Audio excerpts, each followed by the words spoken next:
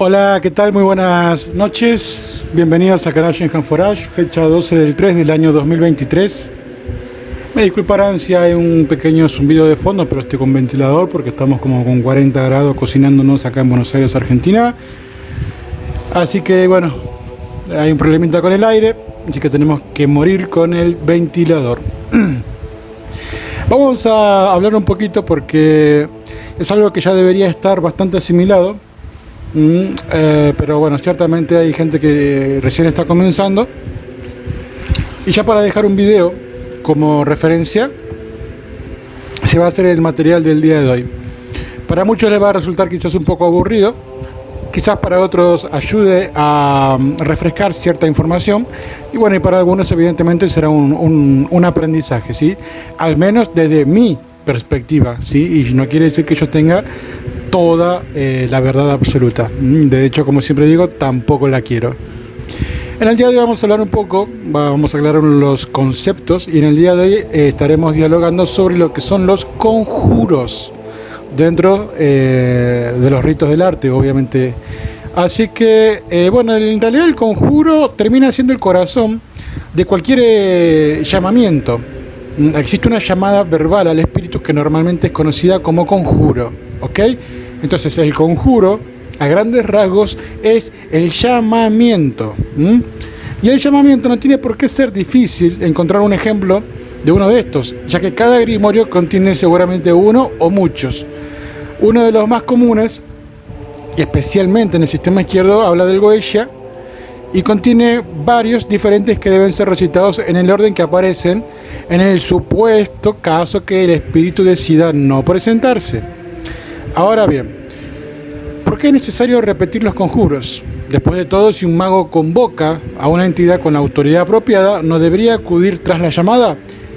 Y realmente, si el mago puede establecer un vínculo con una entidad, esta debe aparecer después del primer conjuro. Sin embargo, cada uno de los dos tipos de llamamiento contienen métodos diferentes para contactar con la entidad y requiere diferentes usos de las conjuraciones. En la evocación al plano astral, el mago tiene que establecer el contacto inicial con una entidad usando su sigilo. Si la técnica usada para lograr esto es realizada con éxito, entonces tendrá que realizar una sola oración de llamada al espíritu, que deberá memorizarse en lo posible o tener la experiencia de llamar improvisando, cosa que es lo que yo actualmente hago.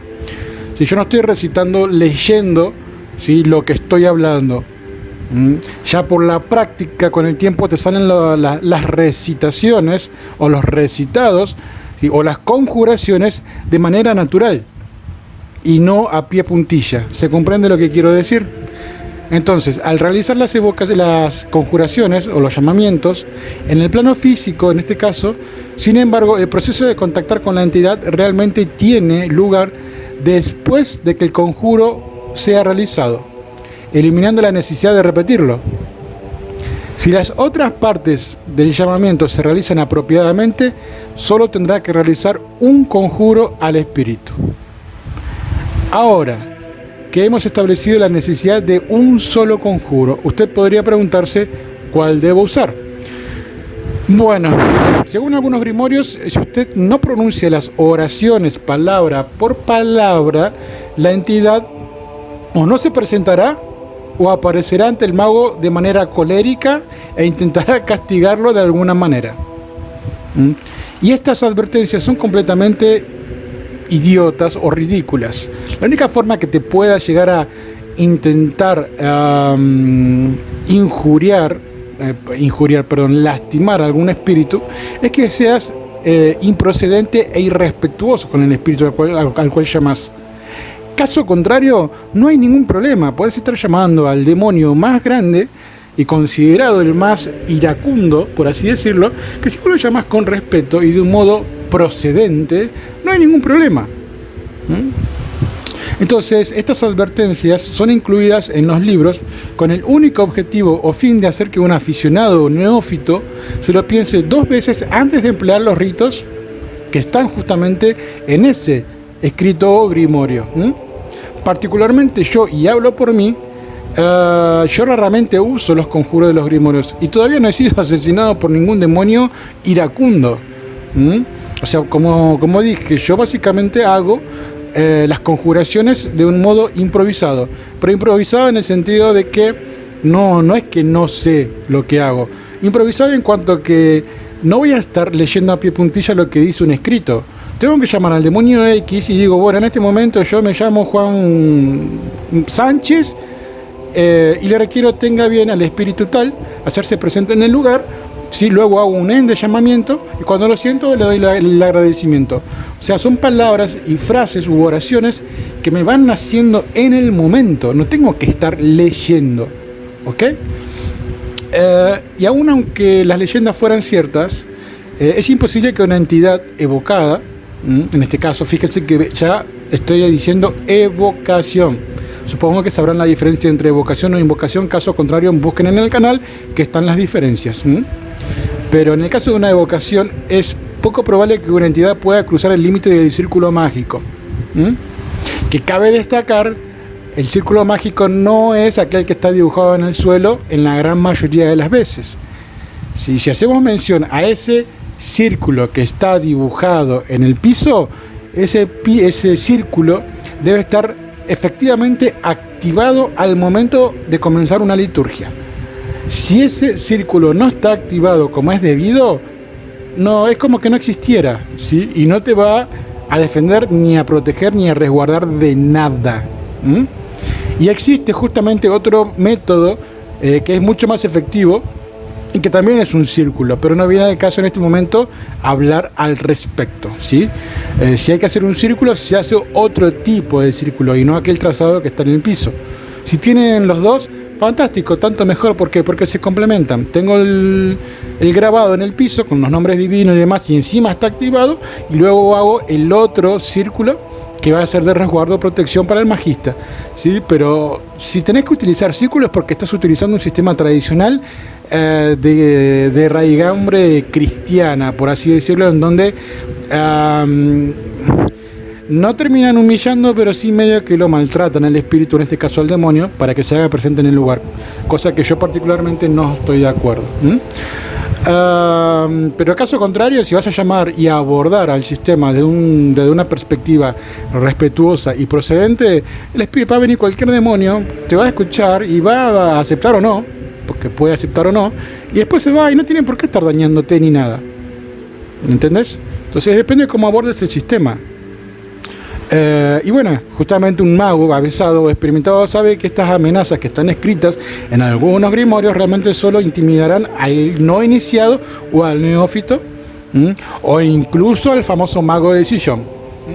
Porque el mago de decisión puede saber mucho, pero cuando tiene que empezar en la práctica,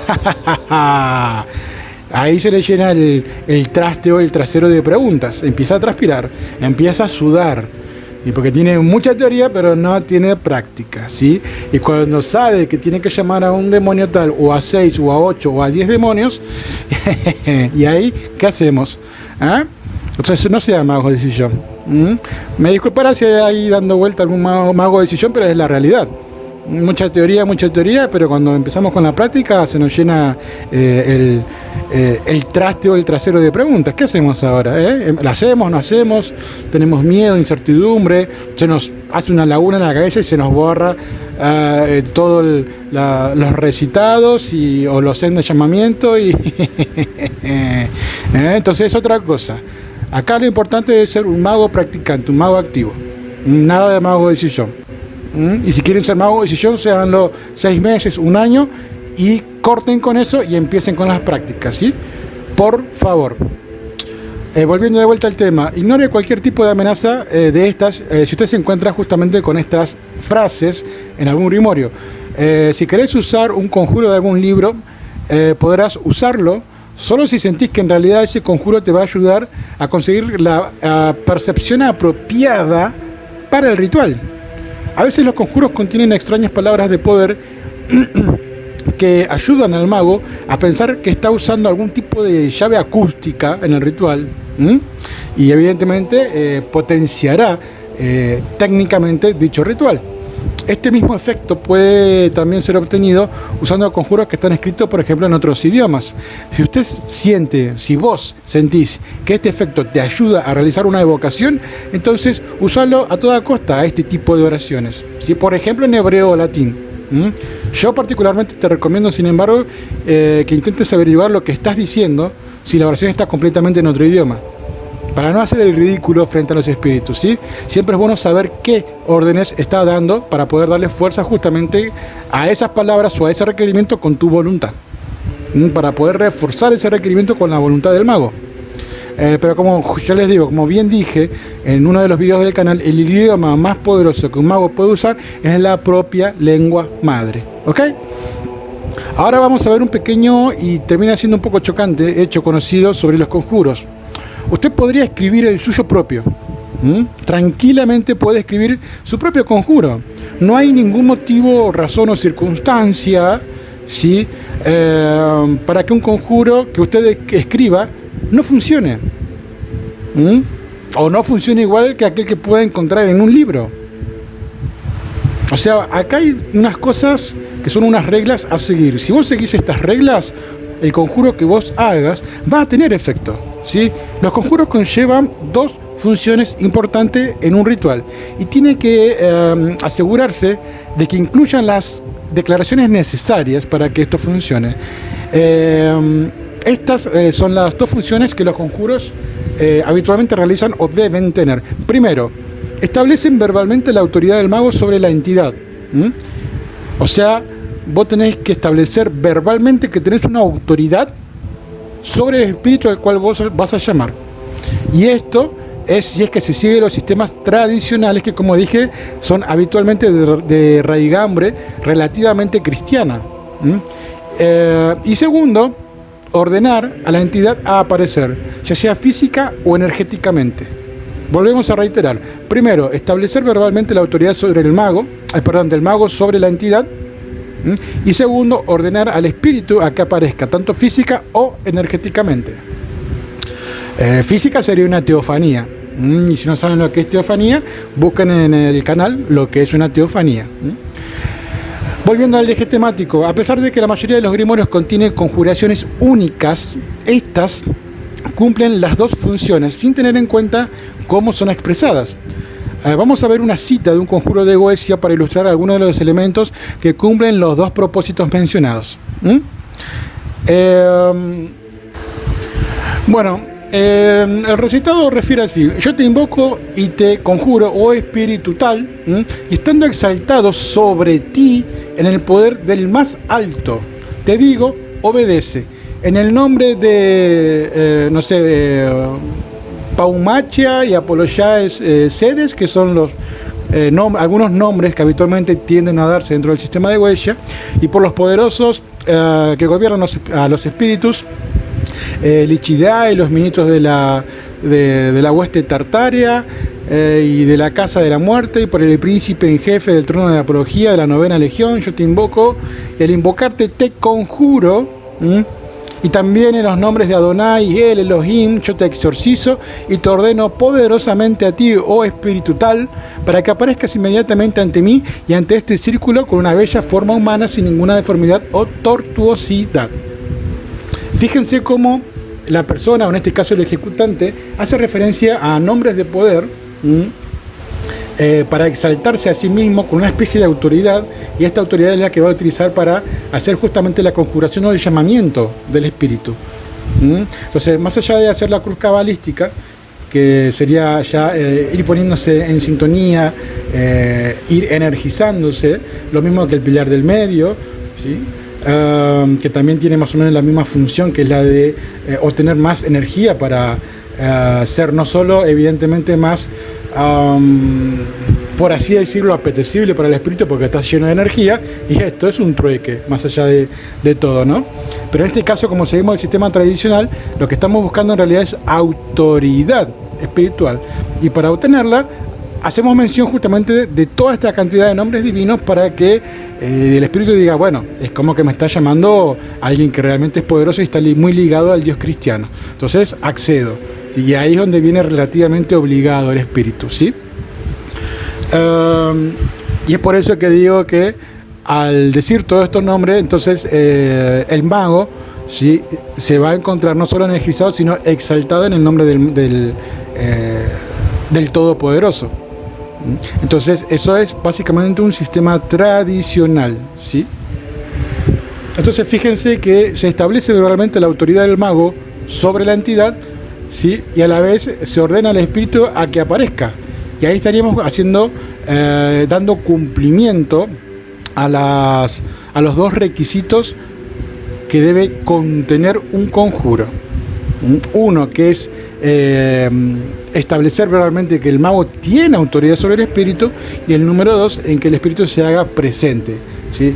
Entonces sería básicamente yo, Jorge Pérez, ¿sí?, mediante la autoridad del Dios, no sé, Yahvé, y de todos estos nombres, tengo autoridad sobre ti y te exijo tengas a bien en este mismo momento hacerte presente en este lugar. Entonces, ahí claramente está cómo se exalta el mago y la orden de que aparezca el espíritu, que da cumplimiento a los dos requisitos que debe tener un conjuro. Entonces, en definitiva, he escogido estas líneas del primer conjuro del Goetia para ilustrar más o menos algunos de los elementos más comunes de las oraciones encontradas habitualmente en cualquier grimorio, ¿sí? En primer lugar, observe que las primeras líneas de las que se manifestaron hace breves momentos del conjuro establecen la divinidad del mago y su autoridad sobre los espíritus mencionados, y estando exaltado con el poder del más alto o del Todopoderoso. Como podés ver en el ejemplo, entonces, siguiendo esta afirmación de autoridad, los espíritus son llamados en los nombres tanto de entidades benévolas como malévolas. En este caso, los nombres son significativos, ya que son los espíritus que gobiernan sobre las entidades encontradas dentro del Goetia. Y por esta razón, los nombres infernales incluidos en los conjuros son diferentes de un grimorio a otro. Esta parte de la oración no es normalmente necesaria, ya que el verdadero poder de una evocación viene de lo más alto. En ocasiones, sin embargo, un espíritu tiene un gobernante que podría estar deteniéndolo por alguna razón, y el nombre de este gobernante debe conocerse para poder ordenarle que permita que su sirviente o espíritu subordinado aparezca. Por ejemplo, yo llamo al espíritu X, y este espíritu X, ante mi llamado, tiene la intención de venir, pero tiene un superior, un espíritu superior, que le está impidiendo que venga ante mi llamado. Entonces, pero si yo conozco el nombre del espíritu superior al espíritu que yo quiero llamar, le voy a requerir a ese espíritu superior que por autoridad divina libere al espíritu que yo necesito llamar para que éste se haga presente ante mi requerimiento, ¿sí? De todas formas, cuando hay un llamado divino y uno tiene la verdadera autoridad divina de su lado, el espíritu que quiere venir y no puede, le va a comunicar a su superior: mira, me está llamando, no sé, Juan, y está exaltado en autoridad divina, así que te diría que me dejes ir. Y entonces el superior le dice: bueno, sí, anda, porque por ahí cobramos los dos, por así decirlo. Entonces el espíritu se hace presente. Entonces el conjuro continúa dando algunos de los nombres de Dios que debe vibrarse.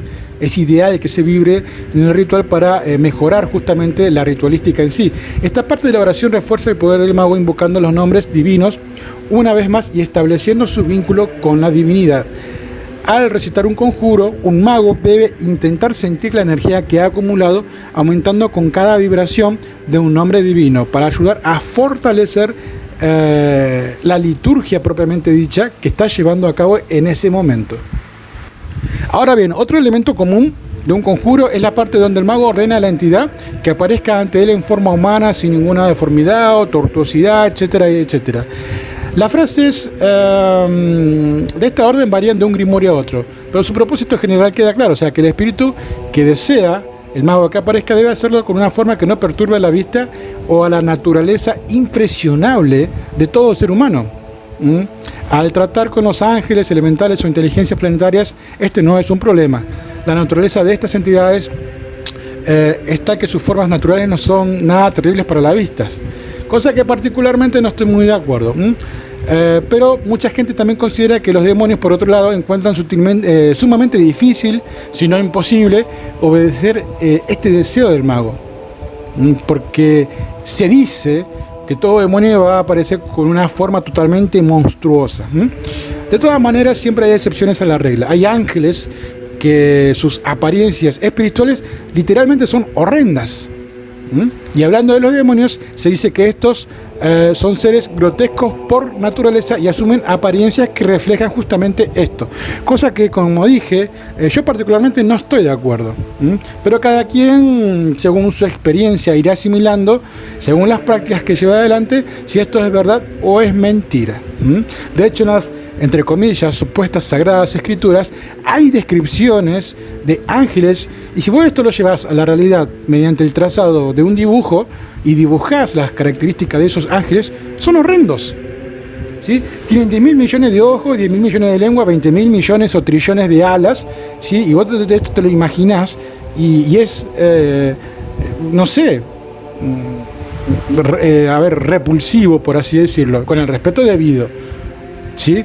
Es repulsivo para nuestra naturaleza impresionable como ser humano. Para ellos quizás es natural, pero para nosotros no. ¿Entendés? Entonces, ellos asumen las formas que ellos quieren, o en su defecto asumen las formas que por naturaleza propia tienen.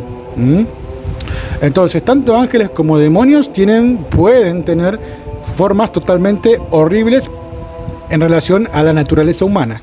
Es por eso que el mago muchas veces requiere que si se va a manifestar en forma visible, ya sea porque el espíritu quiere o llevando adelante una teofanía, este aparezca en forma humanoide al menos. Volviendo de vuelta al eje temático, recordá que para escribir tu propio grimorio vos tenés que incluir unas líneas que establezcan tu autoridad divina sobre la entidad que está llamando y de hecho ordene a la entidad que aparezca ante usted. Esa es la clave de un conjuro. Eso es un conjuro que tiene esas dos características o esas dos claves: exaltarte como mago y ordenar tal o cual cosa, o sea, que se haga presente en este caso, ¿sí? No hay necesidad de incluir páginas completas de maldiciones y un montón de cosas más, exigiendo evidentemente que la entidad aparezca de otro modo, o sea, o que aparezca de algún otro modo. Tendrás que buscar un montón de nombres diferentes para incluir en tu oración. Y para evitar esto, simplemente incluí alguno de los nombres de Dios, puede ser de los 72 nombres, elegí alguno, o con el que a vos más te guste, y elegí 2 o 3 nombres y que el conjuro tenga estas dos claves, ¿sí? O estas dos llaves, o estas dos características, ¿sí? Y por el nombre de esos nombres divinos ya te vas a exaltar, y luego haces el requerimiento de que aparezca, ¿sí? Y vos vas a poder crear justamente tu propio conjuro y no estar copiando y pegando un conjuro de algún libro. Algunos conjuros también contienen explicaciones de los nombres dados con sus referencias mitológicas o bíblicas sobre el poder del nombre en particular. Podría de hecho ciertamente incluirlos si se siente que estos crearán un conjuro más poderoso. No hay ningún problema. ¿Querés agregarlo? Agregalo. ¿Sí? Por supuesto deberías asegurarte de que lo que incluye es evidentemente correcto, porque si no vas a quedar como un idiota frente a los espíritus, ¿okay? Por eso es bueno no hacerlo tan extensivo, sino hacerlo más bien escueto, corto y saber lo que se está diciendo. Particularmente hay una cita que está tomada de la clave mayor de Salomón. Bueno, otra cosa, Salomón, se habla mucho de Salomón y realmente ni se sabe si existió. Vamos a ser sinceros, yo soy totalmente honesto. Está muy entre pinzas, muy entre comillas, la verdadera existencia de ese rey Salomón. Pero bueno, eso investiguenlo ustedes si quieren, se queda como tarea. Pero bueno, yendo al caso, la cita de la oración tomada de esa clave mayor de Salomón refiere algo así: yo te conjuro por el nombre de Tetragramatón Elohim, que expresa y significa la grandeza de tan alta majestad, que Noé lo pronunció y se salvó y protegió toda su casa de las aguas del diluvio. Como verán, ahí se mención del Tetragramatón Elohim, y expliqué lo que significa, y eso puede estar incluido dentro de tu conjuro. Entonces, incluiste los nombres divinos, explicaste qué significa, y ahí podés agregar en nombre de Tetragrámaton y Elohim, yo, Pepe Sánchez, me exalto en su poder y en nombre de él requiero tenga bien demonio tal hacerse presente en dicho lugar. Digo demonio tal como puedo decir ángel tal, jin tal, espíritu tal. ¿Sí? El conjuro es muy abarcativo. ¿Está? No es, yo digo demonio por decir, porque es lo habitual que habitualmente uno encuentra por allí. ¿Está? Pero es aplicativo a cualquier espíritu, la conjuración. Y la mejor manera de incluir alguna referencia de este tipo es copiarla de algún grimorio, buscar el significado cabalístico de uno de los nombres divinos de Dios, o ir a alguna etimología, ¿sí? O sea, básicamente buscar una referencia, ¿ok? La última opción que tendrás que incorporar en tu propio conjuro es incluir una declaración relacionada con tu religión, si es que crees. Cada religión tiene sus propios nombres de Dios y en algunos casos incluso diosas, ¿sí? Un verdadero mago debe sentirse libre de sustituir los nombres y los relatos mitológicos que correspondan a sus creencias. Algunas partes de los conjuros comunes fueron adaptadas de la Misa Católica Romana, sin ir más lejos, para ayudar al mago, que en este caso es cristiano y relacionado a las fuerzas divinas que él está invocando. Lo mismo puede hacerse con cualquier ceremonia o texto religioso. Puede usar una invocación del libro de las sombras, de las brujas, lo mismo que algún pasaje del Corán, etcétera, etcétera y más, etcétera. Recuerde que el mago, o que usted como mago, debe sentirse libre de cambiar estos conjuros para satisfacer sus propias creencias. Mientras aún estemos tratando del asunto del cambio de los nombres de Dios en los rituales, es importante observar lo siguiente. Los rituales de la aurora dorada, sin ir más lejos, que aparecieron anteriormente, no hace mucho tiempo atrás, contienen nombres hebreos que, a través del uso repetido, se han convertido justamente a través del tiempo en palabras de poder, lo que es crítico para el éxito de los rituales. Por ende, no te recomiendo que cambies estos rituales, ya que la mayoría de su poder se va a perder si vos modificas algo así. Pero vos podés crear algo tuyo y puede tener un gran poder. ¿Está? Entonces, si no te sentís cómodo con las referencias cabalísticas y es un mago practicante de otra tradición, entonces tu mejor alternativa es usar cualquier apertura ritual que use normalmente dentro de la corriente de su tradición religiosa, si se quiere. Si sos cristiano, bueno, puedes agregar Yahvé. Si sos, no sé, qué sé yo, musulmán o lo que fuera, puedes referir a Alá, por decirte algo como a nivel abarcativo y ejemplificativo. Y otra manera de aumentar el poder de un conjuro es agregar una declaración sobre la naturaleza de la entidad después de su nombre. Por ejemplo, yo te conjuro, oh Espíritu X, gobernante olímpico de la esfera de Marte. O sea, como ejemplo, si incluye este tipo de declaraciones, te ayudará a mantener un fuerte contacto con la entidad mientras está realizando el conjuro, ya que constantemente está recordando su origen y naturaleza. Entonces, pronuncia cuidadosamente el espíritu o la identidad, mejor dicho, del ser, siendo parco y preciso. No vas a querer pasar sobre la identidad del espíritu sin detenerse, básicamente. Con la simple declaración de su nombre, oficio y esfera o reino de origen va a ser más que suficiente. Entonces, ahora que conoces los elementos básicos de un conjuro, tenés que sentirte libre de escribir el tuyo propio. Una vez que escribas uno con el que te sientas cómodo, vas a tener que intentar memorizarlo. Y esto va a ser fácil, ya que vas a usar el mismo conjuro durante todas las conjuraciones o los llamamientos, ¿sí? Ya sea una evocación o una invocación, pero en este caso es una evocación si es que vas a hacer uso de nombres divinos para exaltarte. Ahora, claro que tu oración tendrá que ser ligeramente modificada al realizar los dos tipos diferentes de llamamiento, sea una invocación o una evocación. Para las evocaciones en el plano astral ordenará al espíritu que aparezca, y para las invocaciones le requerirá cooperativamente que se haga presente. Entonces, como verán, va a tener que tener dos conjuraciones, una para una evocación y otra para una invocación. En la invocación no hace falta poner nombres divinos porque le está requiriendo amablemente a ese espíritu que se haga presente. Y muchas veces hay que pagar algún tipo de tributo. En cambio, una evocación no das un tributo y estás en cierto modo obligando al espíritu a que aparezca. ¿Por qué? Porque haces uso de nombres divinos, te estás exaltando y tomando autoridad de esos nombres divinos y estás requiriendo al espíritu que se haga presente en medio como que le guste o no. ¿Ok? Entonces, me disculparán si hablo bastante rápido, sí, pero es mucha información que había que brindar y tomen nota. Si tienen que escuchar este audio video 2 o 3, 5, 10, 20 veces, háganlo y vayan tomando nota al margen. Saquen lo que es importante de este audio video, ¿ok?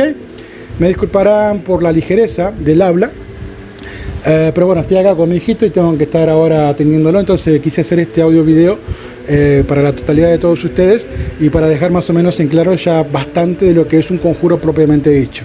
Ya sabemos lo que es una invocación, sabemos lo que es una evocación y ahora ya está bastante claro lo que es una conjuración, ¿ok?